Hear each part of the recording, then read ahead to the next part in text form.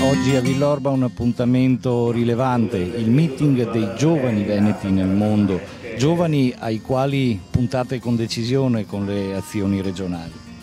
Senza dubbio, in questo fine settimana ci sarà un confronto fra i giovani e i delegati dei giovani veneti nel mondo che arrivano da tutti i continenti.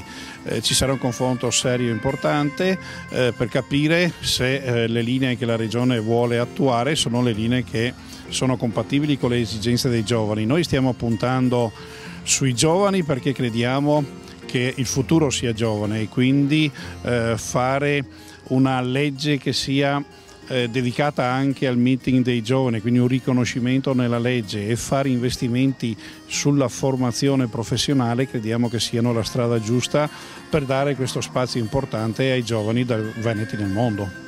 Assessore, nei mesi scorsi c'è stata anche qualche polemica sui fondi utilizzati per questo settore, cosa risponde? Ma credo che nel confronto con i giovani andremo a rispondere in senso positivo.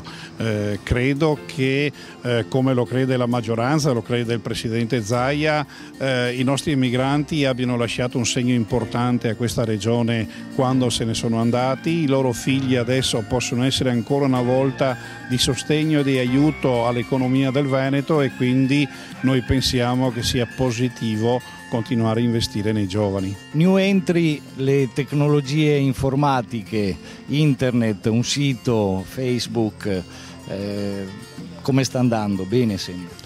Ma sta andando benissimo, 100.000 visitatori sul sito dei Veneti nel mondo, Facebook gira alla grande e ovviamente questo è il mercato dei giovani, se così vogliamo dirlo.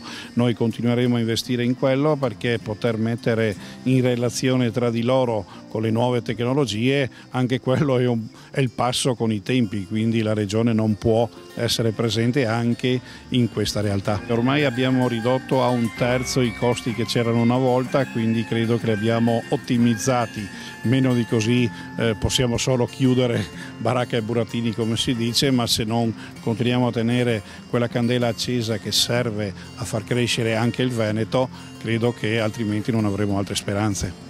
C'è qualcuno che sostiene che la grave crisi economica nazionale possa innescare un nuovo fenomeno migratorio verso l'estero. Lei come la vede?